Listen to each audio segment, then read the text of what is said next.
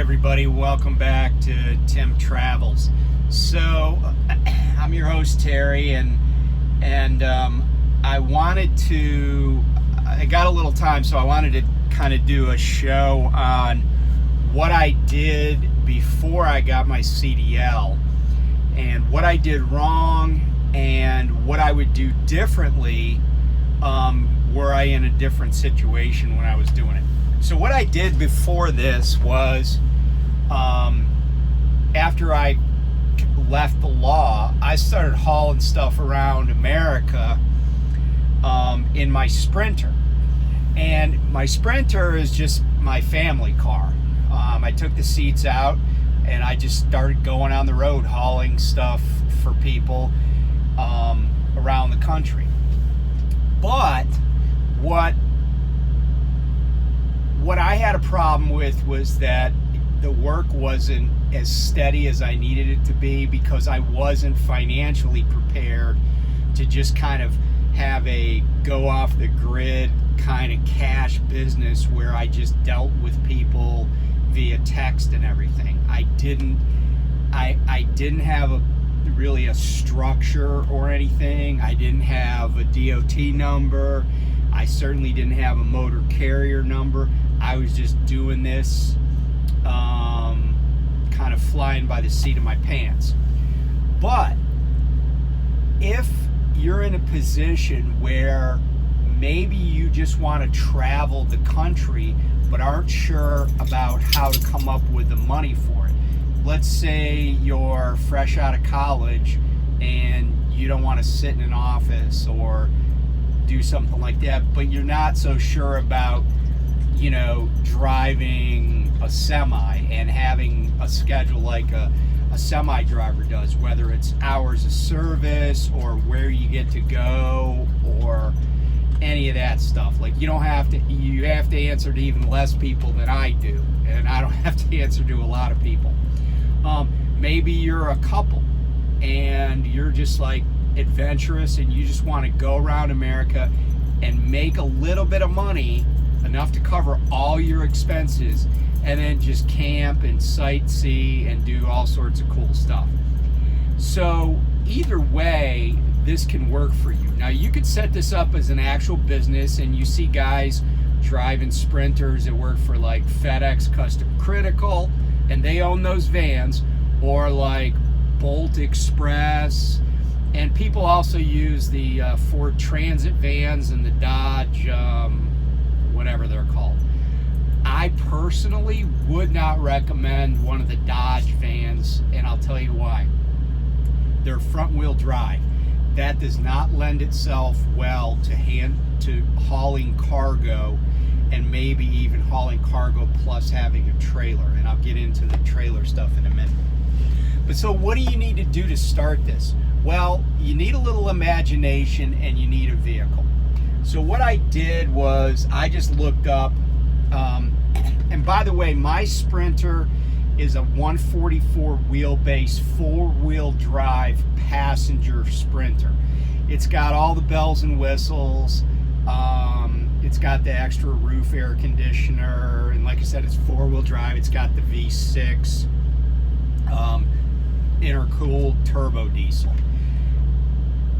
If you decided that you want to do this kind of on the DL and you just want to make it a mostly cash business, you don't want to deal with the DOT, you don't want to ever have to stop at a weigh station, you don't want to have any of that hassle, but still want to kind of do your business, what I would recommend is not a cargo van per se. In other words, not a van that has no windows, but actually, and if we're talking about Sprinters, I would recommend a crew, which is the one that has a window in the sliding right-hand door and a window behind the driver. So it's like half windows. And then I might even get windows on the panel doors in the back. But I would also recommend having the 170-inch extended wheelbase. And the reason I say that is because this way you can set up a living area right behind the front seats. You could have a bed in there. There are lots of videos online about how to outfit one of these. And then you could have the cargo area behind it, and you could even build a bulkhead if you really wanted to. However, I would recommend creating an environment where you can move, like let's say you could either have a bunk that's lofted and maybe have a little seating area under it that can easily be moved in case you have really lengthy cargo. And by the way, with my 144-inch Sprinter, I was able to get 10-foot objects in there. In fact, I think I've carried even a table one time that was 12 feet long, and it would depend on the legs, but I used to haul tables for a guy that makes and sells tables on Etsy. He makes these giant farm tables, and I think we got a 12-footer in there. But like, I could easily fit 10-foot tables in there, other things that were 10 feet in length, because I could run stuff up in between the seats. But with a 170-inch wheelbase, you're probably looking at, you could probably do something easily like 14 feet, maybe 15 feet, depending on what it was. That's actually a fair amount of space. Plus, you want to get the high roof, because then you can stand up in it and move stuff around. It's a pain in the butt to load stuff into a van when you have to be crouched down while carrying it. The other cool thing about the Sprinters is that they can handle palletized stuff. You can drive, the way the doors open and everything, you could drive a forklift right up to it and put pallets in there. And having that overhead height is really important. So, Sprinter van, like I said, I recommend a crew. That gets you out of suspicion about being just a cargo carrier. I was actually stopped in Idaho one time, and I was stopped because I was putting along on the shoulder because my van was having some mechanical issues, and I got stopped because I was driving on the shoulder with my four-ways on, and the state trooper was like, so because my van was filled with furniture and stuff, and I had a couple of deliveries in the Seattle area, and this is in Idaho, like I said, and he was like, are you hauling this stuff commercially? And I'm like, no. And he's like, who does this belong to? And I said, it's my daughter. She just moved out to Seattle, and I'm taking it out to her. And I said, and this is my family car. I just took the seats out of it, which was true. But if you have, if you're just hauling stuff, but you also have it made up like a camper kind of, who's going to know? They can't prove whose stuff it is, right? And so as long as you're not carrying a lot of stuff that's obviously, like I almost never had stuff in boxes, for example. I moved a lot of furniture. I moved movie props. I moved antiques, artwork, all sorts of stuff like that, like high value items. And that's what my niche was, and that's how I got into it. But for equipment that you would need just to really get started and look like you know what you're doing, the van I described, and I kind of spec'd this out, I feel like you would probably want the V6 diesel, and just because you might have to tow something. And the reason I say that is one time I was doing a job where I was hauling stuff from the West Coast, from like Ventura County, California to Pittsburgh. Well, then people always underestimate how much room it's going to take. They had more stuff than would fit in my van. And I said, look, if you want to rent a U-Haul trailer and pay me an extra $500, I'll tow the trailer and just return it to a U-Haul dealership in Pittsburgh. And so they paid for the trailer. I put it on my van. Like, I went with the customer, the client, to the U-Haul, put it on my van. I made sure it was hooked up right. Then I loaded the trailer. They paid me an extra $500. And oh, by the way, the $500 was in cash, right? And that's the other thing that you'll find in this business. A lot of it's done in cash. So what I did, so that's why you would want the V6, but also make sure that you got a trailer hitch that's ready to go. So these are the things I think you would need to get started. A van, and I spec'd it out. I'm saying $55,000, and that's if you buy one new. And that, by the way, is with a 100,000 mile, 5-year warranty. You're going to need furniture blankets. You can get those at Lowe's or Home Depot. You're going to need a huge selection of bungee cords. And by the way, those blankets, you're probably going to want to have about 20 of them, because you're going to need to pad, you know, if you're hauling stuff that's valuable, one-off pieces of furniture. A lot of times, I hauled a lot of mid-century modern furniture. Stuff can be incredibly valuable. You do not want to scratch it. And that was kind of my stock in trade. I was super careful with people's stuff. I never damaged anything. And people kept coming back to me, dealers, antique dealers, people that make custom furniture, etc. I had several places that would always use my services because I was very reliable and I was very careful. So blankets, and this is just to give you an idea. So I have my van, the blankets, bungee cords, both rubber bungee cords as well as the kind of elastic cloth ones that are pretty soft. What's next on the list here? Oh, ratchet straps. So for heavier things, you still, like a big like farm table or something, you don't want that thing moving around, so you blanket it up, right? And then you and these vans have they have eyes, you know, anchors on the floor. You can then run your ratchet straps over them, strap stuff down tight.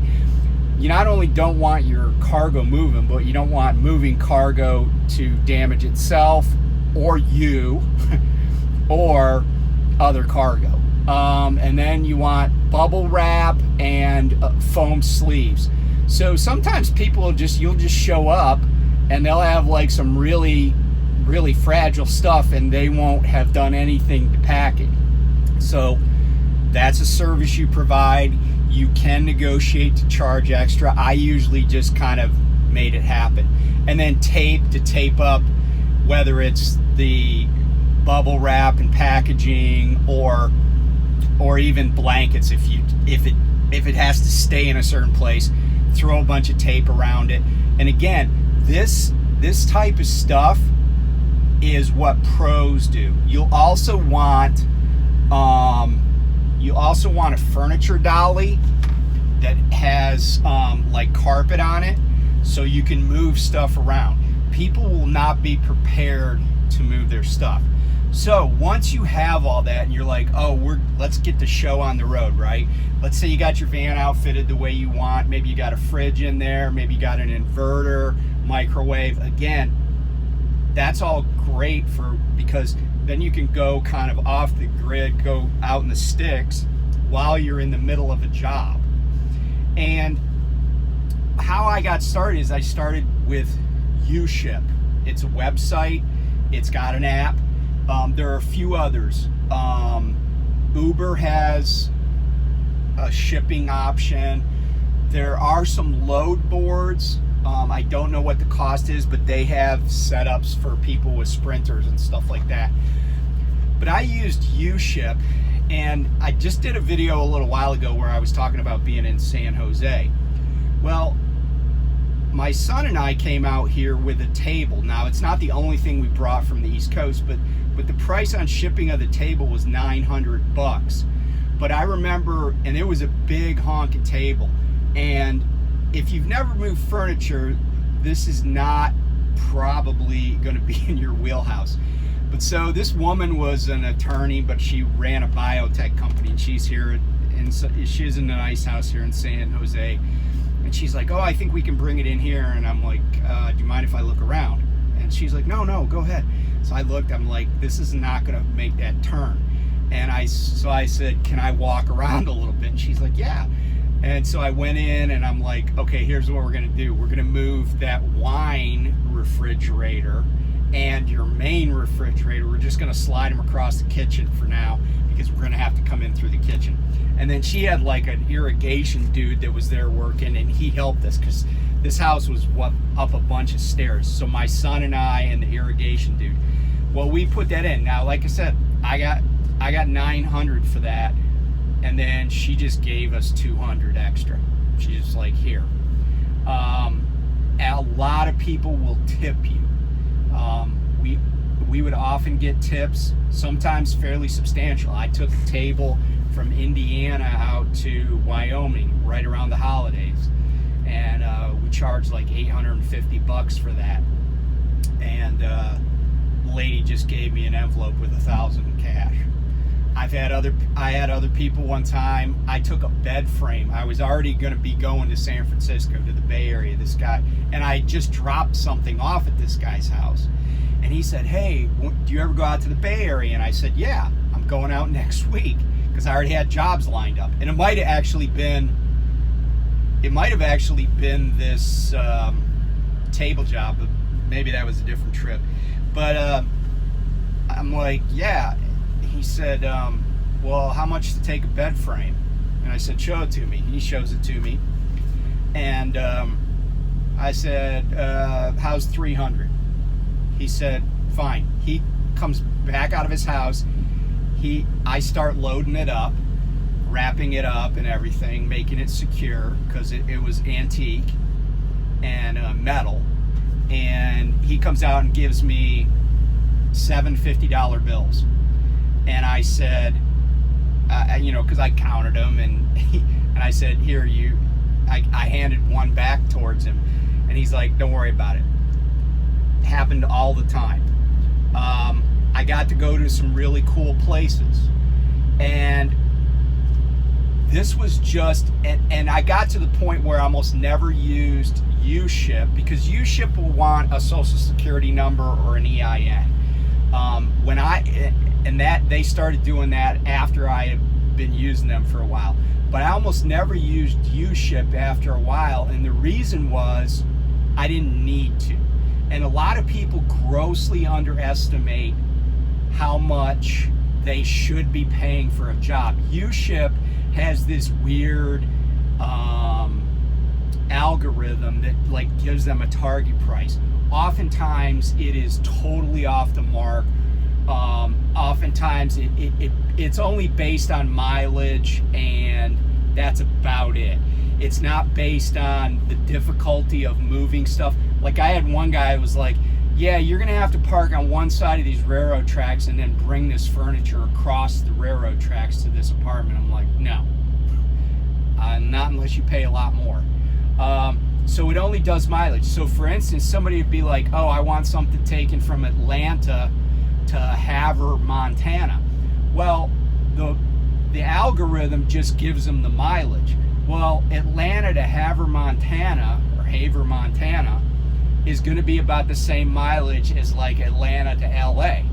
The huge difference though is in LA I can find a bunch of stuff going back east or going to Chicago or Atlanta or Nashville or whatever.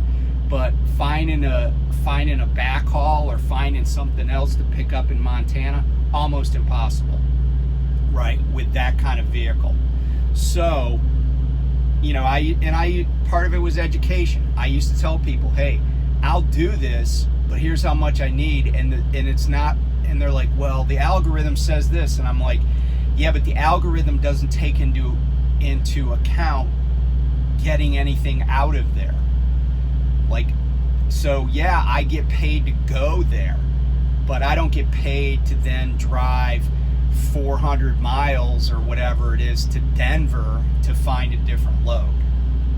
So you have to be cognizant of that. You have to know what the lanes are.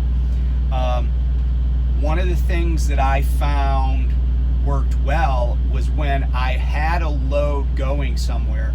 I had so many contacts that I used to call people and I would say, hey, I'm passing through Chicago, Las Vegas. I had a guy in Pennsylvania that I hauled for all the time, a guy in Indiana I hauled for all the time. Antique dealers and furniture dealers. I had people in Texas, Atlanta. And so I would call my contacts and I would say, hey, I'm going west. I had another guy in Southern Illinois that I hauled a lot of stuff for. I would just call around and be like, hey, I have this one load, like I know I had a table going from Pennsylvania to, let's say, Denver. Well, I had people I also had a guy in Denver, a couple of people in the Denver area.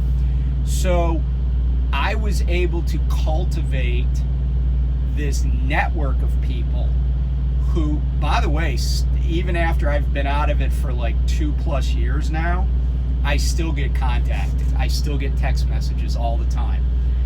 Hey, can you take a table here or there or whatever? And again, a lot of these contacts I found on U-Ship, but after the first time, you don't have to go through U-Ship, right? And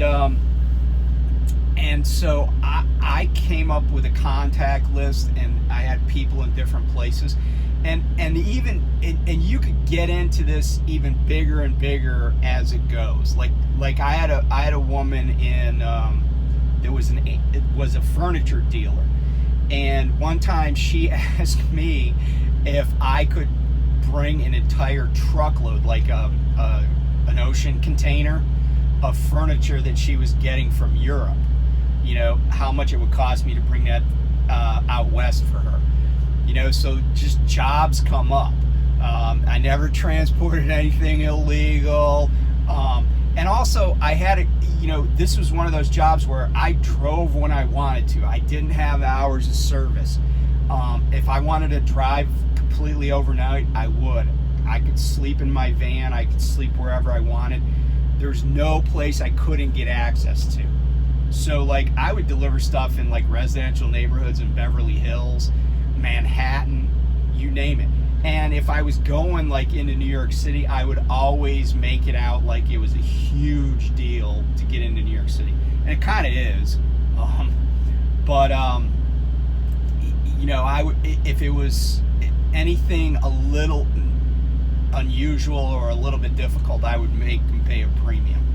And if they said no, they said no. I mean, I had somebody call me one time desperate to get something moved.